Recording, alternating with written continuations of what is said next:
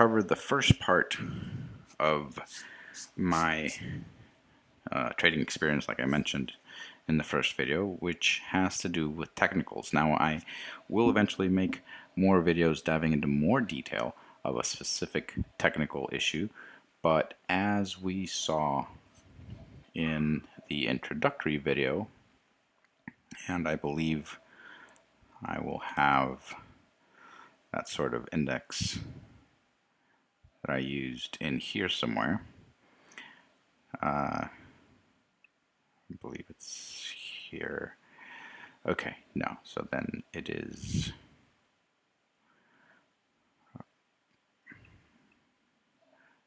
that's because I'm on the wrong account.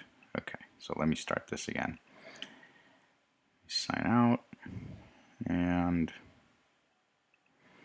here we go.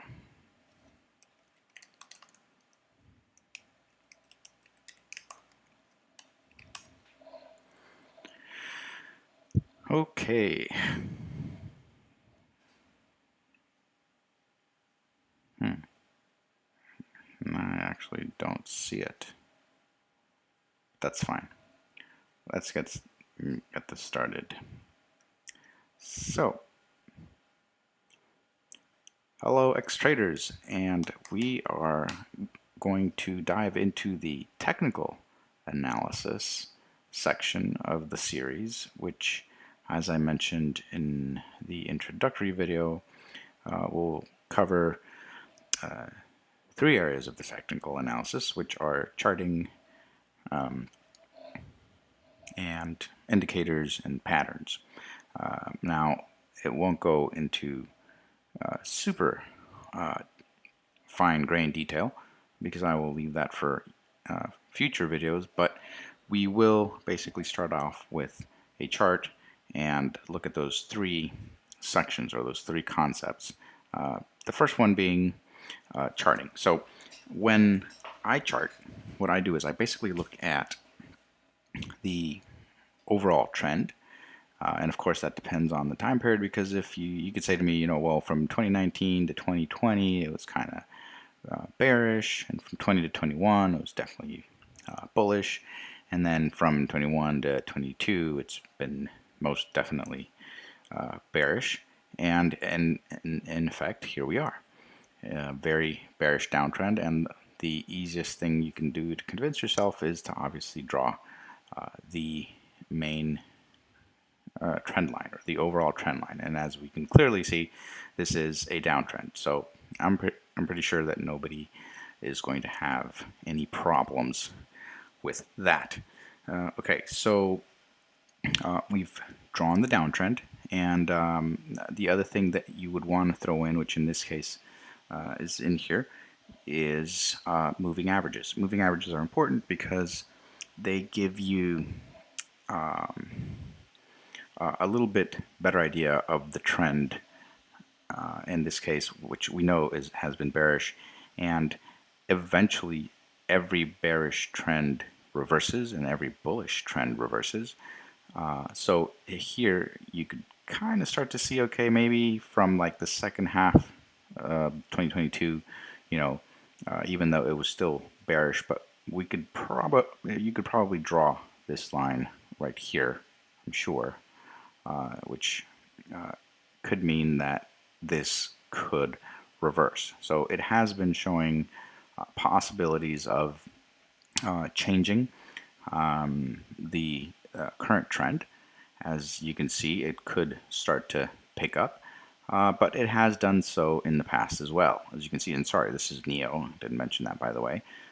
It started dropping, okay, as it has been dropping during these past few years, but the drop, let's say this drop right here, kind of slowed down, and it kind of hit a level here, and I'm pretty sure nobody's going to argue that the drop has slowed, because it did kind of bounce, and it went back down, and that's where it is at right now. Of course, you could still drop lower, but what we're looking at here is a period of deceleration, and that is what a moving average is all about. A moving average basically tells you that whatever the trend is right now, is it accelerating or decelerating? Obviously, it was accelerating because as soon as the price crossed under, which is this point right here. Okay, I'm trying to make this. I think I'm having a little bit of trouble getting my point across, but I'm trying to make this as obvious as possible, because the trouble people have charting is that they reach a point where anything, or that something could be not so obvious, and somebody could see it from a different perspective. Nobody's going to argue that this is a downtrend over the past 2 years. Okay, that's not something somebody's going to argue. But would you argue that this is a bounce? Yes, some people might argue that it is, or that it's just, taking a break and it's going to keep on breaking down. That's fine. That's arguable. But that this has been on a downtrend since basically January 21, no, nobody's going to argue that. But of course, the more in depth you go into the analysis of charting, then the more the more arguable the conclusions get.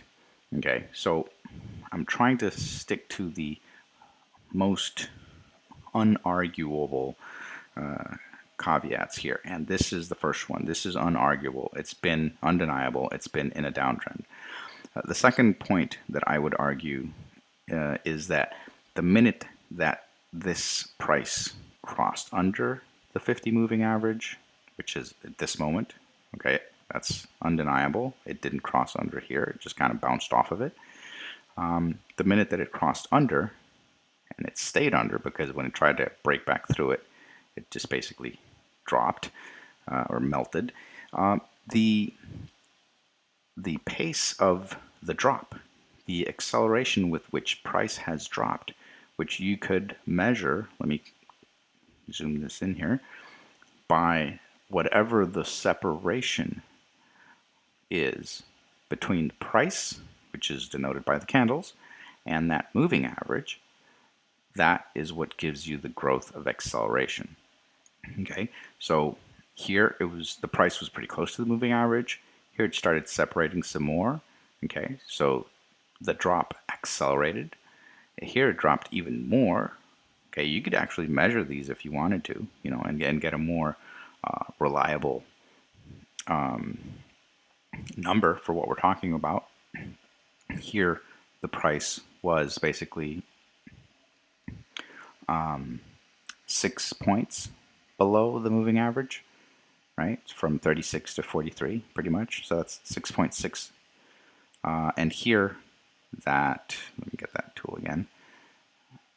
That value, let's say, dropped. Let's take this measurement right here.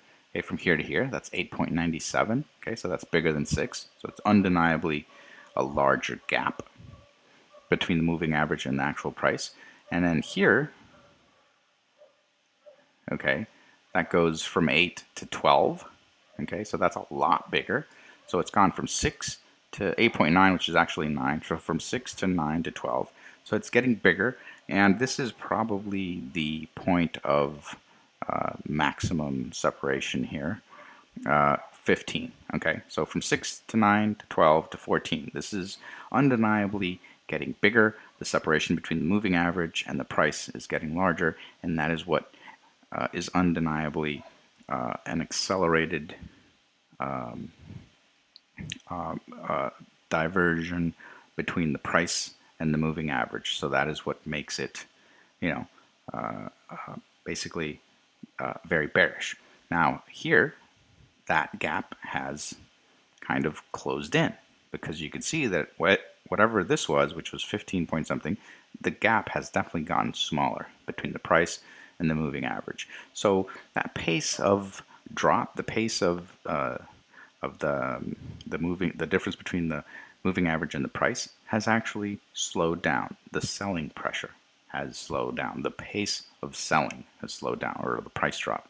So this is where we might begin to introduce, arguable points. This is where we might begin to have differences. But up to the point where this has been on a bearish downtrend, and that from the moment that this moving average, the price crossed under the moving average and the acceleration had increased up to this point, that is basically undeniable, and the fact that it has reduced in the past few weeks is also undeniable. Now, what's going to happen from here on is obviously where people will look at a chart, and two analysts, two perfectly good analysts might look at the chart and simply have different opinions of where this thing is going. So in this case, I'm still overall bearish because we know that the market in general for the U.S. economy, careful, U.S. economy, not NIO's economy. NIO does sell in the States, but it is not this company's biggest market. The biggest market is still China, and second, if I'm not mistaken, is Europe. And that is where they're pushing. If you have read up on the news for NIO, that is where a lot of the latest push that NIO has made in international sales and marketing has occurred. So even though the U.S. economy is very sluggish and bearish, this is not particularly NIO's problem, although we also happen to know that the European economy is not doing so hot either. Neither is the Chinese for that matter. But looking at this overall chart, that is what we can say up to this point. So I'm going to zoom back out because I want to start charting. Obviously, you always want to start charting from the outside in. Okay, so you want to zoom into. Now, there's a couple of ways people might try, or more than a couple of ways people might draw support and resistance lines. The way I like to do it is to start off with these rays and basically go to the swings, the swing or pivot levels of the price chart. So what we're going to be looking at is basically, this is obviously the highest point on the chart. Nobody can deny this. So just drop a ray right there. And what I'll do is I'll do a solid line for the long-term charts, anything above the daily or the daily as well. So weekly and daily are going to be solid lines. Okay, so I'm going to leave that there. Nobody can argue that that is the highest point on the chart. And because we're looking at, we want to look at, not necessarily focus exclusively on the shorter term, but we just, I guess it feels more natural to just keep going forward from whatever that point was. Okay, so that's the highest. The second highest is here. Nobody's going to argue that. Let me grab this. I'll lock the tool just for, yeah. Okay, then the next one is this. Okay, and this is actually not what a swing point is, but I'm pretty sure that they will turn out to be swing points anyway. This is probably one. So nobody's going to deny those four support, or those four swing points that we just drew. All right. Of course, you also want to be able to draw them on the other side, not just from this moment forward, but also you want to not just the swing highs, but also the swing lows. So let's go ahead and look for the lowest swing low we can find on this side, which will be this one, somewhere there. And let's go ahead and draw this one right there. Okay, so those are the first levels that I would draw. And obviously, this is where I want to focus because this is the shorter term and this is where the price is currently at. Obviously, this is totally unimportant because we're so far away from this price level that it's not going to help us in trading. Nor is this one or that one or that one. Okay, but these two guys, yeah, very likely. Okay, so if we're going to be doing day trading, then whatever levels we're going to be using are going to be a lot closer to the closing of 1577 than to, let's say, this level at 32, because it's just not going to happen in one day. So there's no point in looking at that so closely. Okay, so those are the hand-drawn pivot levels. And just to quickly recap what a pivot or a swing high or swing low is defined as, and I've actually seen a couple of different definitions of it, but let me just go in here real quick and try to look at. All right, Let me zoom in on this a little bit more. Okay, let's start with the easiest one, which is actually this guy right here. Let's bring this closer to the center. All right, there. Okay, let me zoom in on this a little bit more. This laptop is kind of sluggish here. Okay. So how do we identify a swing low or a swing high? Well, basically, let me go ahead and unlock this now. And let me actually bring that closer to what I think real level is there. And you can get as strict as this is as you want. Like, for example, you could look up here and you can see that the high was 55.13. So you basically just, you come in over here and go into the settings, or you can double click on the drawing, and basically you can just type in, let me see, this computer's getting slower. Oh, coordinates, here we go, 55.13. Okay, there we go. Okay, so this is what, oh, sorry, that was the high of the day. What we actually want is the close of the day, which is hidden. The close is 50.40. Okay, makes sense. 50.40. There we go. Okay. So what makes something or a point a swing high in this case is if it is the highest candle in this area and the two candles preceding it and proceeding it are lower than that high, and usually of the body. I don't think I've ever seen a definition or description of a swing high or low that uses the wicks. It's usually just the body. Where I have seen discrepancies, that I've seen people say, okay, well, this one is lower than the highest high or the swing high, and then the next one is lower than the previous one, which is lower than the swing high. Okay, and it has to be in that order, which doesn't happen on this side. If you look at this on the left side, the preceding one is definitely lower than the swing high, but the one before that one is not lower than this one. It's actually higher. Okay, but it is lower than the swing high candle. So, I don't worry too much about that. I still consider this a swing high, but I do believe you will find some material online where that will not be the case. For example, this would be a very strictly technical swing low. Okay, it's the lowest point, and the two preceding candles are lower consecutively, as well as the two next few candles are also lower than each other, and the lowest one is lower than all four of them. Okay, so and we can, like I said, we can actually go in here and look at the closing. Sorry, the opening would be on this one is 33.33, so we can, go in and 33.33. All right, there we go. Okay, so that's one way to draw levels. And then if you actually look at this level, you will also start to see that it has more touches, which is a second way of drawing support and resistance levels.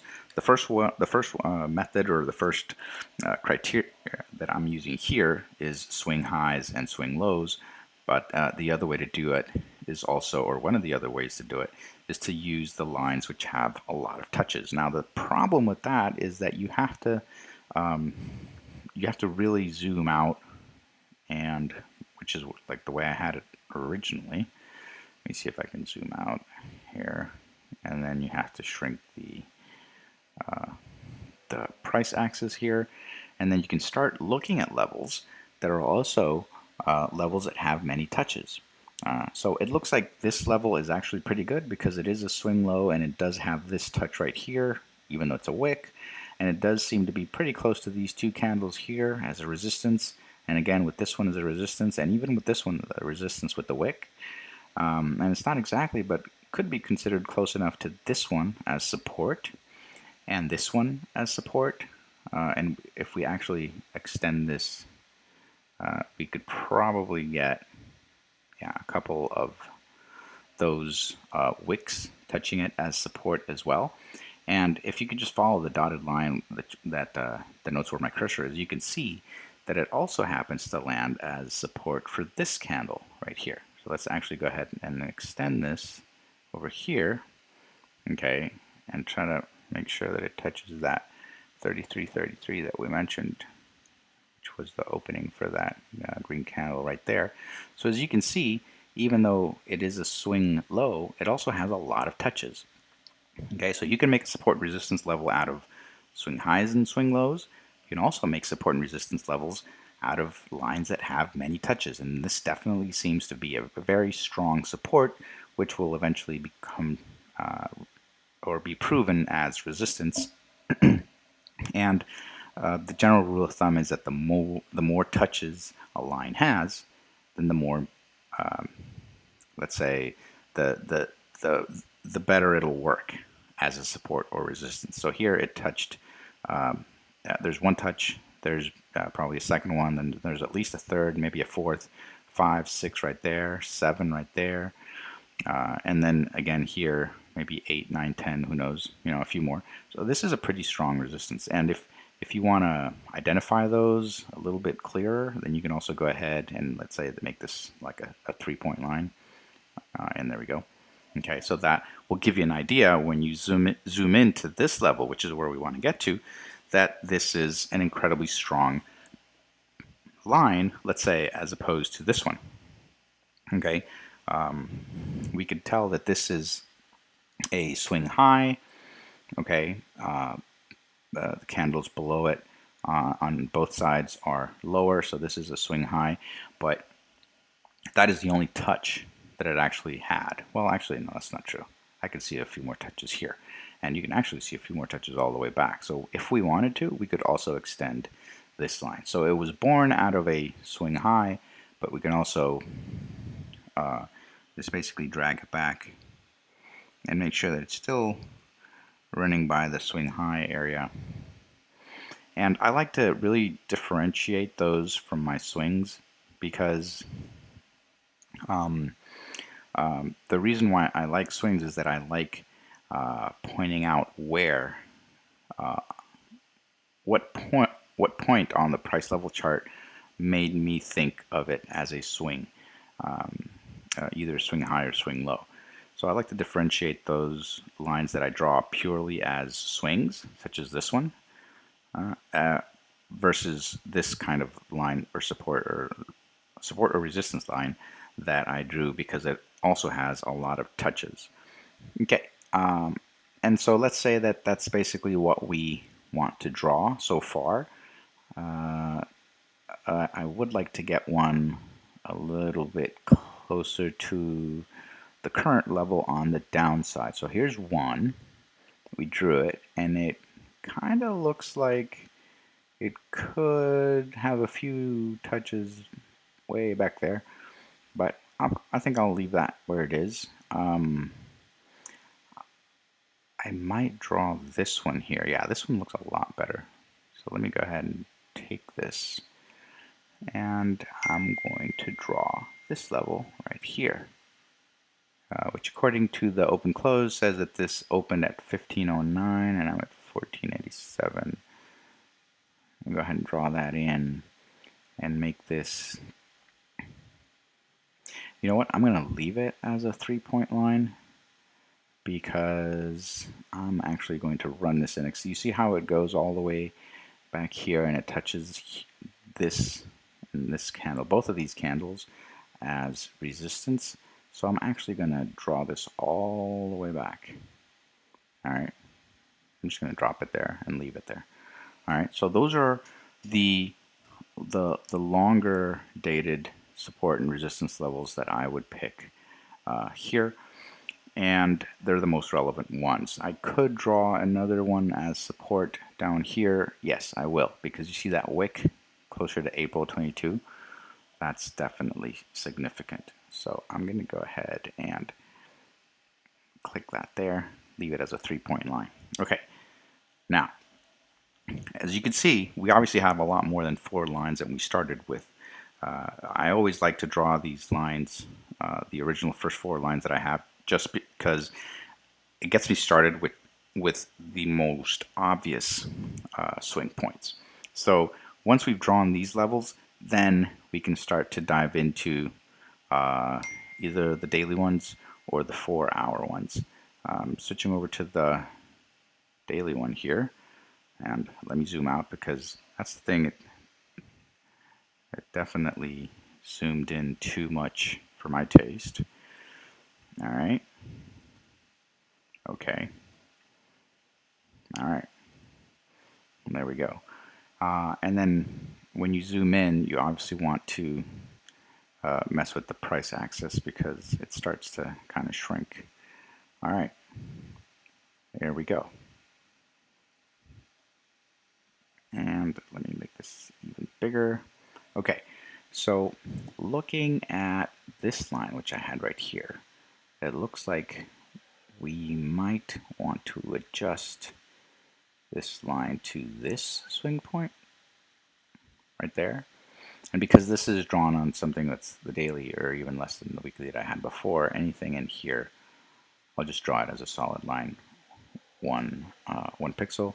And I will draw another one right here, which would be this swing point right there.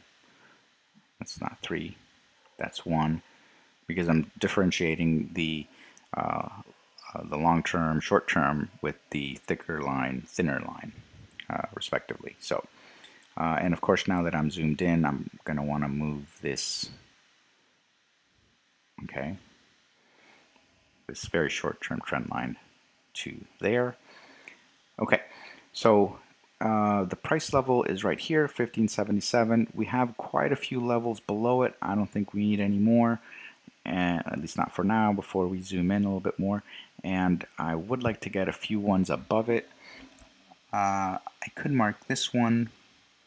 Yeah, that's definitely got some touches on it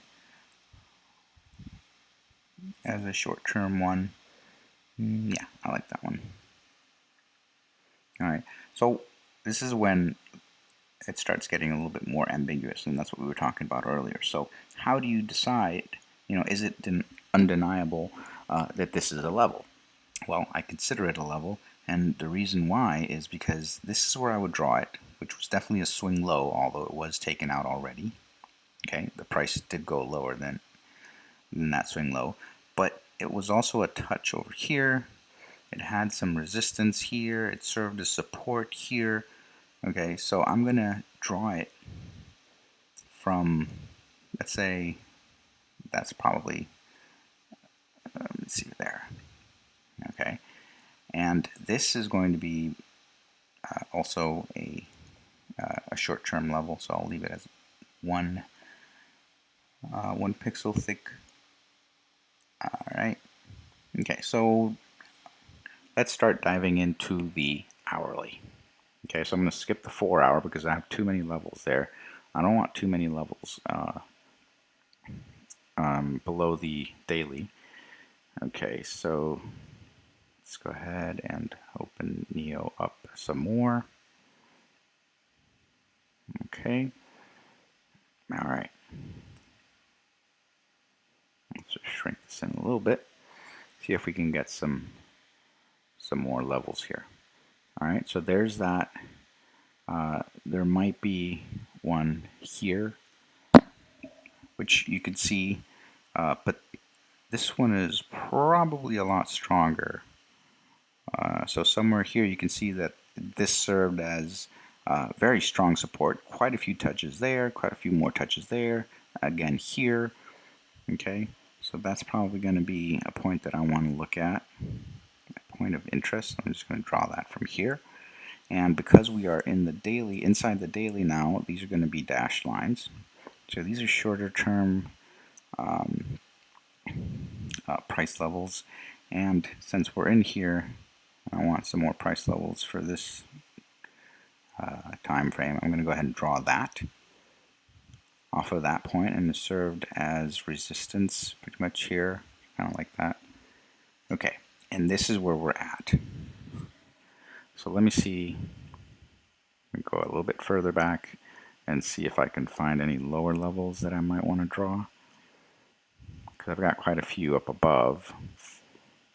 This one seems to be a good one as well. I'm going to draw that one. That's going to be my third level up above. So I have this one, I have this one, and the third one that I would want to draw is probably somewhere. I mean, technically it's up here. Yeah. I'm going to draw it there.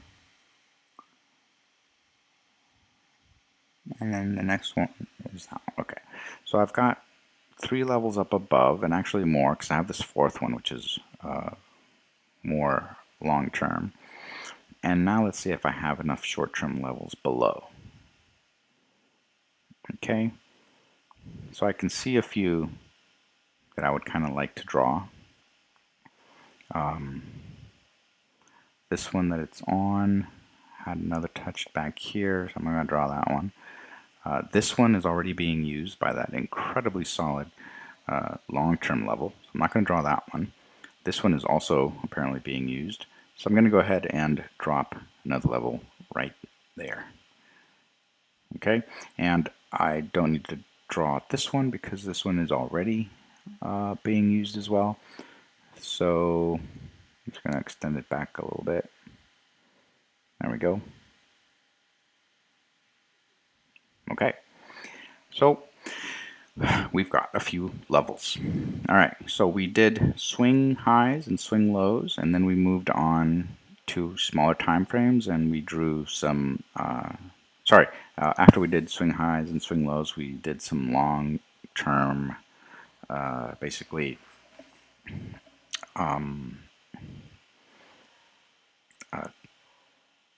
We did some long-term support and resistance levels, and then we did some many touches levels. So there's 2 criteria. There's the swing high, swing low, and there's the many touches. And then the last one that I want to look at, which is actually one of my favorites for some reason, is Fibonacci. So I use these when we're closer to, let's say, the end, and I try to find the most significant highs and lows that we have in the near term. So I'll go over here to pick the Fibonacci tool, and if you can, this is definitely the lowest point that we have anywhere in here, and I'm basically going to draw it to the highest point that I can find that seems significant, which would be up here. Okay, so if I do that, I can kind of look at the levels that I have. I'm going to go ahead and leave that there. The first level below is 23.6, the 23.6 fib, which is this one. It does seem to coincide with a few bounces here as resistance, and maybe even here, even though it did break, but that will count as resistance. But the 23.6 level is even not that important. The 38.2 definitely is, and this seems to line up with a line that coincides with the point of control line from my volume profile. So I'm going to go ahead and leave that in. Okay, and as you can see, the volume profile indicator is over here. So the 38.2 is one of the first most significant fib levels, so that one seems like it's going to be an important one. The next one is actually lower than what I drew. And it does seem to have a few touches here that I missed, and it has some more touches back here. Obviously I didn't go this far, and it does have a touch here on this long wick. This is the 5 or the 50 fib. Then the next 618 is kind of close to my dash line, so I will go ahead and fix these. I will actually go ahead and move these to actually, you know what? I won't do that. I'll leave them where they are. Just because, I don't know if I did that all the way. I think that's it. Okay. But so that's a zone. So you don't, levels are never going to be like exact. So I'll just use that as a zone. That's fine. That the line I drew kind of matches up with the 618 fib, which is very important So I'll just leave it where it is. And then I do this line, which is not close to any of them. And then the 786 is right on top of this very solid support line that we have back here. So I'll kind of leave those fibs in there, and this is what I will use as my support and resistance levels. I won't add in any more, and I'll actually try to zoom in to kind of get an actual good look of what I have here. Okay, so let's dive into where we are. And now we're on the 1 hour. Okay, so I'm going to zoom in here. And now, once you have those levels drawn in, then you want to move in and look at potential price patterns. Do you see any potential price patterns at this level?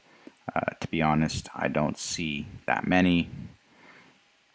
Or actually, I don't see any, at least not zoomed in this close. So I'm actually going to start zooming back out. Do I see any price patterns here? No, not really. It's just basically a downtrend, an uptrend, you know, just a lot of chop and chop. I don't see any head and shoulders, any cup and handles. Okay, so let me start zooming out some more, because again, we're on the 1 hour, so that's not where we're going to find too many solid patterns. When you find price patterns, you want them to have a long-term or a window where they have formed, which includes quite a few candles. And the longer this might have been a cup here, maybe a handle, and then just kind of wiggled down. So I'm not seeing anything here. I'm going to zoom out to the daily, but you basically want to find a price pattern that is not only as close to the textbook pattern, but also one that formed over quite a few candles, not just, you know, 5 or 10 candles. That's not going to be a very strong price pattern. So I'm not finding anything here. So let's kind of basically just skip over the price pattern. I remember that I did have one, which I'm sort of seeing, but I kind of gave up on it because it was, you know, you can tell when a price pattern is just, you know, you start making a lot of exceptions. Well, but maybe the shoulder is, you know, is okay if it's all the way over here. I used to think that there was a shoulder, head, and then shoulder was starting to form here, but then it didn't, and then it did again, and it didn't, and then it did, and then it did again, maybe over here. So when it starts getting too, you know, far out, then I just, you know, I have to say to myself, forget it. That's not forming. That's not a price pattern. You know, that's just kind of wishful thinking. So I kind of give up on that. Okay, so no price patterns that we can recognize here, except maybe on the longer term, which is when we were on the weekly, we had this maybe triangle starting to form down here. You know, of course you can't see it now very well because you have all those lines. Let's go back to the 1 hour. So let's just say that we didn't find a price pattern, and that's fine. You're not always going to find a price pattern. It doesn't mean anything. It does mean that maybe you know, it's not such a good trade. So maybe if you're going to if you definitely want to trade this, then you probably don't want to trade too much. You don't want to assign too much money to the trade, because basically you have less evidence that this is going to be a successful trade because you don't have a price pattern for it to play out. Okay, so basically we just have a lot of chop all the way from, let me get rid of this, all the way from May 2022. It's just been up and down. Sorry about that. You know, up and down, and then up some more and down some more. There's no real price pattern that we could see here. It's below the moving average, and we have a general overall bearish trend, like we mentioned. So Not looking too good here for NIO, but okay, so we went over the support levels and we did the swing highs and lows, we did the many touches, and we did the fibs. Okay, and that was for support and resistance. Then before that we did the general trend, and then we moved on after the support and resistance levels to look for price patterns. We couldn't really find anything that we were comfortable with, so we decided to move on. And basically, you can check off the trend, you can check off the support and resistance, but you're going to leave the price pattern unchecked. So that is basically a point against taking any trade on this particular ticker. And then the third thing was in the technicals was if we had any what our indicators tell us. So let's start looking at what we have in the way of indicators. We have, as we mentioned, the moving average, and so the 50 moving average is above the price, okay, above the current price. The MACD, which we have down here, is below the zero line, and it does look like there has been a recent crossover. Now, note of caution here on these indicators: don't read too much into them. We're looking at this here, and we can see that the fast line, the blue line, crossed over the slow line, and that might mean that is a positive signal, a bullish signal. But in reality,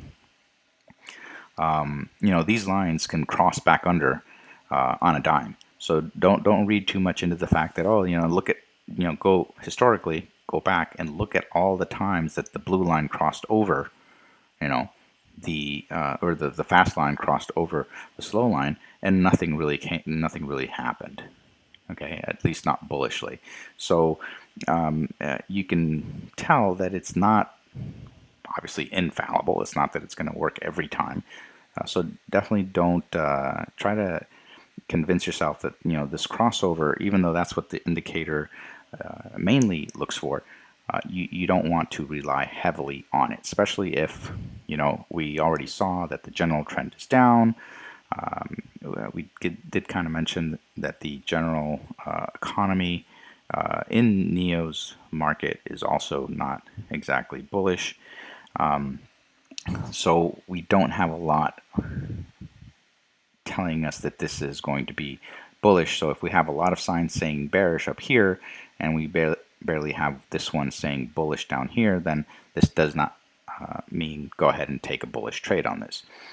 So that's one of them, the indicator. And we are actually looking at the 1 hour. So let's go back and visit the weekly. Here it is from way back when. And like we said, the general trend is down. And if you look at the MACD now, it actually looks like it's about to cross. The fast line is about to cross back under the slow line. So it's not looking so bullish now, is it? Let's go ahead and drop down to the daily. See what that looks like. Go ahead and mute this phone. Okay, and that definitely looks bearish down here. You got the slow line above the fast line, which is what the 1 hour was telling us. So over the daily is saying bearish, which is what the larger trend, the weekly, was also telling us. It is not until the 1 hour that only the MACD and only the MACD is giving us a bullish signal. If we look at the 50 MA, like we said, it's still above the price, so that's also bearish. Let's go ahead and some people like to bring in the RSI. Let me go ahead and close out this MACD and bring in the RSI indicator. Here we go, and there it is. Okay, RSI, did I select it? Yeah. Is showing way oversold, which is basically what we would expect. But again, it has been way lower than that. So, like I said, don't read too much into these. Definitely don't take them by themselves. Oversold on the MACD, or I mean, oversold on the RSI, and bullish on the MACD does not mean that because it's oversold, it's going to bounce back, and because it's the fast line crossed over, it's definitely going to go up. That up trend could last 1 minute, 5 minutes, 15 minutes, and it won't make a bit of difference. So we're seeing that on the 1 hour, maybe there's a little bit of upward momentum, but we still have some more analyzing to do. So let's go ahead and zoom in a little bit more because we can't see a lot of what's going on with the price pattern here. It's so small. I have to zoom in some more. Okay. So what do we have here? Remember, overall market sentiment bearish. Overall trend for NIO last couple of years bearish. It is under its 50 MA, and on the 1 hour, which is where we're at right now, the RSI and the MACD started showing some signs that it might turn bullish. But like we said, it might turn bullish on a very small time frame. So we have to be careful what time frame we're going to be trading on. All right, so one of the positive things when you get down to the 1 hour is that you see that it recently bounced. It recently bounced off of this incredibly solid support level. Look at what it did the last time it bounced off of a decently short term, or a decently near term support level. It had quite a ride up all the way up to 21.96 from 16. Okay, so here we're bouncing off of a way longer support level, I mean longer term support level. So this could mean that this bounce is going to be at least as strong. Now, we have a couple of things that we need to note. If we're going to say that on this short time frame, the 1 hour, the RSI and the MACD show a little bit of a reversal, and we are noticing a bullish bounce off of this long-term support, then we could start looking at some short-term bullish momentum on this stock. And if we look at some of the news, I'm not going to go over it here, but they reported deliveries, which were pretty good, and they've started some stronger marketing and push and penetration into the European market, which is also going to be good. So we might start to think, oh, okay, there might be, a little bit of good news here, maybe to bring this stock up a little bit more. Now, how high would it go? Okay, so that is what all those levels are for. So we have one level here, okay, at 1712, which is where the 50 MA is right now. And if you see it coincides with this support area here, as well as this support area back here. Okay, so this is a pretty strong level right there. And it's very close to this support level that we drew here. Okay, so that's two things that coincide, the 50 MA and that support level right there. We don't have any fibs here, none that I can see anyway. And the next level over would be this level right here, which is also a very short-term level. As you can see, it starts right back there. And then this one, which was support, and then the POC line, which coincides with this downtrend line. So now we're starting to get a little bit of a clearer picture as to what might happen if this thing does bounce. If this thing does bounce, it's probably not going to bounce higher than this downtrend line, and it's not going to bounce higher than that POC line. So that would be that would be price target number 3, if we were to call it anything. That would be price target number 3, because we don't believe that it's going to go higher than this trend line, just because it's the farthest point from our price level if it does make a bullish run.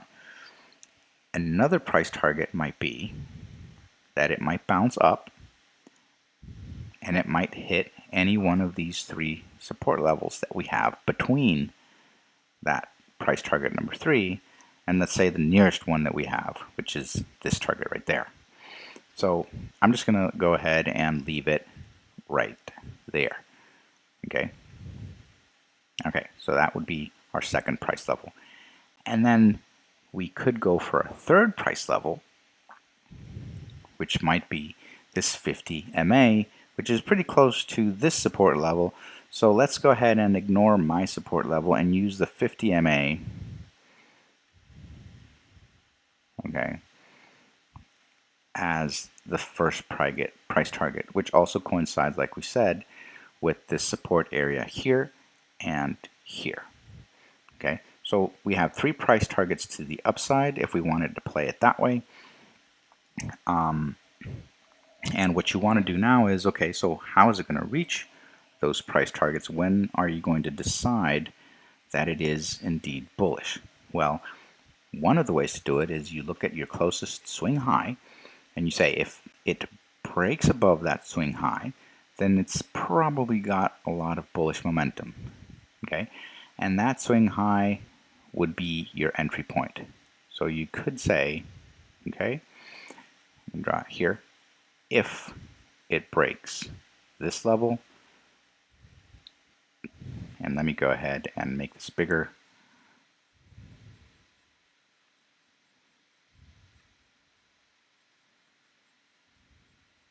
Okay, if it breaks this line right here, which is this, basically this support level right there, the swing high right there, then I'm going to say, okay, this thing is going to move up. Now, a couple of adjustments here. Your stop loss should be your next support level down, which roughly coincides, wait, I don't think I grabbed that, which roughly coincides with that bounce right there. If you want to be strict and safer, you might want to move that stop loss up. It doesn't have to match up with levels exactly. That's probably one of the biggest issues with charting, is that people want to be exact, and that just doesn't happen. The highest price level here, you can draw different target tools here. I will go ahead and leave it at the middle one just because I'm a little bit safer. I might leave a runner for that longer term, that next level, or even that level, but I'm just going to go ahead and go with this one for now. Important thing is that you identify those price levels and that you play your position accordingly. Okay, the entry, if you want to be safer, you might also want to go ahead and consider, okay, if it breaks this level, I'll go in with a small position, and if it actually reaches this and breaks this next level, I'll go in and I'll add a couple of more contracts because I'm a little bit more confident it's going to keep running up. All right, so this is basically how I would draw support levels, trend levels, and then targeting with the stop loss included. Now, the last thing that I would do, so we've gone through the trend lines, we've gone through the support and levels with swing points, support and levels with multiple touches, and support and levels with the fibs. The last thing that I would do, but the absolute last in this case, is use some sort of automated indicator such as I have with the Neptune trading system, which is available on X-Trades. I'm going to go ahead and remove the RSI because you can't add more than 3 indicators at a time because this is a free account. And I'm going to go ahead and bring the Neptune trading system and see what it tells me. Okay, so here it is, and it's going to go ahead and I'm going to actually remove this MA because it's going to get a little bit crowded in here. It's going to hide it. Okay, so there we are. Now, this automated indicator, let's say, is telling us here that it recently went short up here. Now, just think about it. Overall, that makes so much sense because it hit that trend line. and it also went underneath this MA, which in this case is the 200, I believe. See if this is the slow or the fast. No, it's 200, 333. Let's see here. There it is. Okay, so it went under the WMA right there, and that's a fast one. Okay, you can tell because it follows that price line pretty well. So that's the 16 WMA. The 200 and the 333 are these flatter, less reactive, slower moving lines, the red and the blue. And you can also tell because it gives you the values over here. So the red one, you can visually see that it is at 1943, which is this one here. Okay, that's 1943. And then this one is 1899, which is pretty close to 1902, which is where I am right now. And then the green one is all the way down here at 1580 something, 1590 something. Okay, so price level has been underneath it, and it made a lot of sense that it gave a short signal when it was up here. It's hitting a trend line. It's going underneath the 16 WMA. So it makes perfect sense. Okay, now it has reached this long-term support. All this is saying is that we could take a play if we wanted here. It's not saying that we should. It's saying that statistically speaking, this is a good place because it is a very long-term support. It's also happening to bounce on this uptrend line, which we drew, which was at the short-term uptrend as of recent. So you have two support levels, which is what is called confluence. So you are basically being told by two people, this is a place where this might bounce pretty solidly. So if you wanted to take a bullish play, this would be a good place to do it. Where would it not be a good place to do it? Probably somewhere over here, okay? Because this is where it reached that uptrend line. Why would you think that it's going to keep going up? It's more likely to start going down.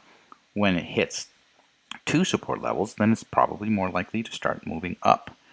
So this is basically confirming, even though I don't have my bullish long flag here telling me to go long, this is probably a good level to start watching this play.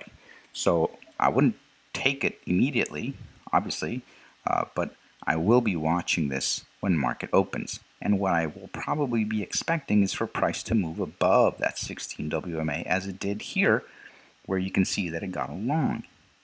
Okay, it got a long because it bounced here on a support level and it started to move up and it moved above the green WMA, and that's where it said, okay, this is probably going to be bullish all the way up to this resistance up here.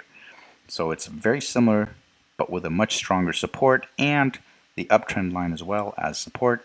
So I would definitely be watching on the 15-minute, 30-minute to see if this thing flags long when the market opens the next trading day. I'm going to drop into the 30 real quick before I end this video, which got a little bit longer than I was expecting it. This is the 30-minute, okay? And on the 30-minute, as well as on the 1 and 4 hour, it was still short and bear, okay? So there's nothing to play here. As you can clearly see, the price is underneath the 16 WMA, okay? And if we drop to the 15-minute, it's more than likely going to be the same, okay? Short and bear. So we're basically going to be waiting on these time frames, the 15 and the 30, to go ahead and confirm on the 1 hour if it jumps up. Oh, there's a long flag right there, but it was very short-lived because it was long, probably because it went over the WMA, but then it went back under really quick. So this is what happens on these shorter time frames, but I wouldn't be taking a bullish long on this just because if you think about it, if that long bullish play is only going to last for 15 minutes, then you're probably not going to make a lot of money, because how much can it move in 15 minutes? I mean, look at this area right here. 15 minutes is just one of those candles. That's not a lot of money. The longest candle, the biggest candle we have a green one here that moved from 1572 to 1587. That's 15 cents. That's not a lot. So if you're going to take a trade on a 15-minute time window to make 15 cents, if you were doing stocks, obviously, if you're doing options, it's probably more, but it could also be probably less because the premium is going to decay quickly, then you probably are not going to, it's not going to be worth it. You want it to move at least to your first price target, which is all the way up to 17 from the current 15. So we would be looking at these smaller time frames to see if it changes to long. This one's already long, although we still have a bear flag on both of these down here, which the bear flag is this purplish thing you see here. So if we are monitoring the 15 and the 30 minute, okay, and that flag turns green, and it probably turns green somewhere before reaching 1650, which is this level right here, or even this our entry level up here, then we might take our entry anywhere in here, anywhere from the 1610 that we have right now as the entry point all the way up to the 1648. We're definitely going to get a bull flag here, and that would be our entry point, and write it all the way up to the first, second, and you might use the top of this trend line or resistance line as the third price target. Okay, so that was probably actually pretty in-depth. I'm going to try to do another one of these every week, just so that we go over the same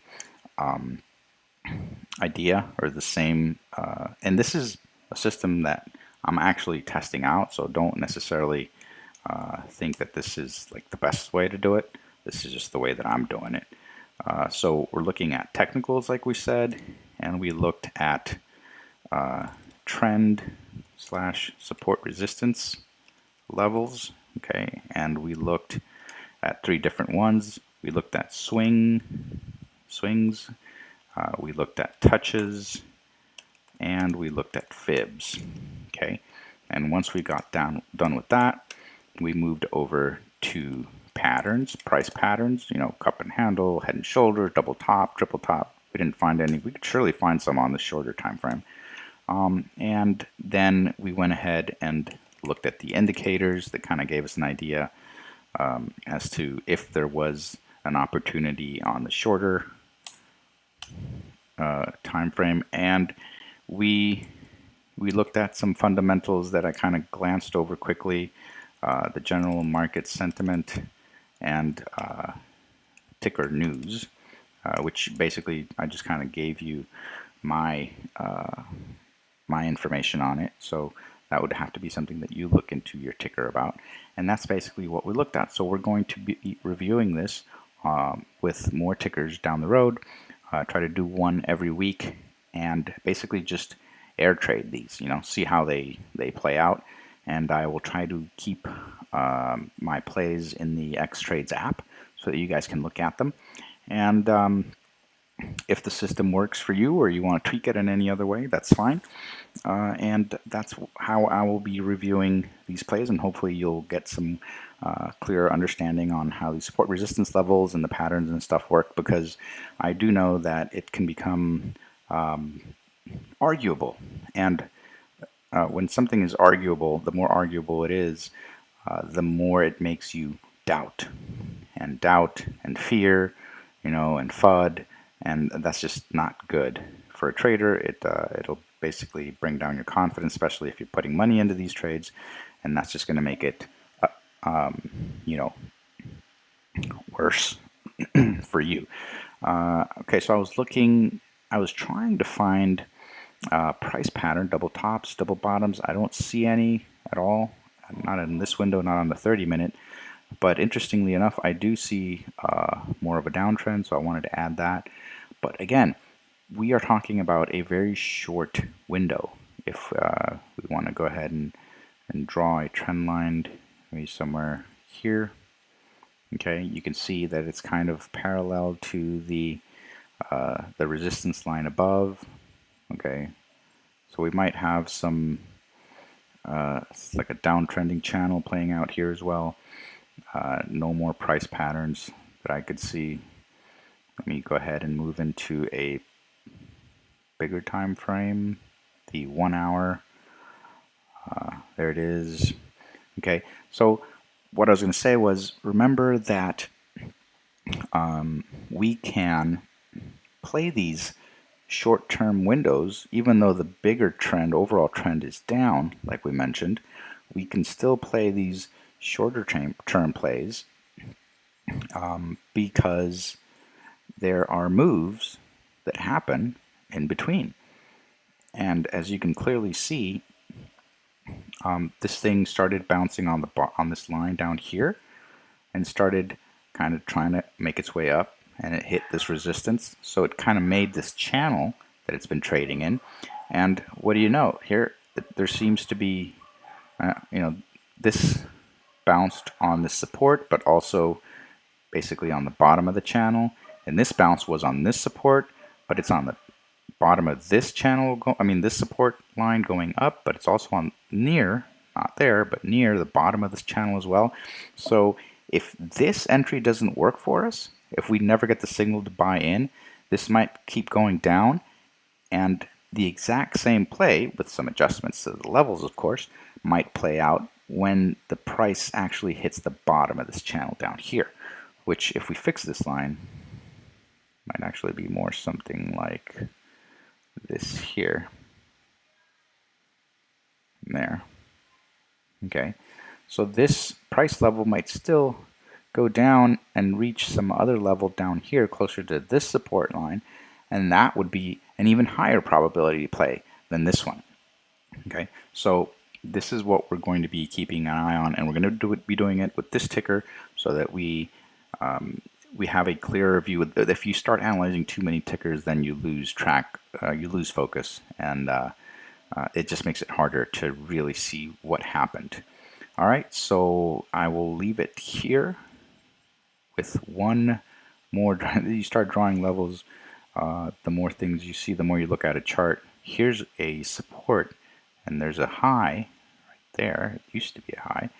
And if you bring this down, it kind of looks like it's the middle of the channel, which also happens to be pretty close to where we said we were going to take entry. This is getting interesting. So we will probably look at this further on Monday, but if you look at this level right there, it's starting to look like this might be the middle of the channel, which is where our entry would be signaled for us to go ahead and enter this trade. Okay, so I'll leave it here, and I will see you guys in the next video, and we'll look at how this play turned out. All right, thanks for watching, and see you in the next one.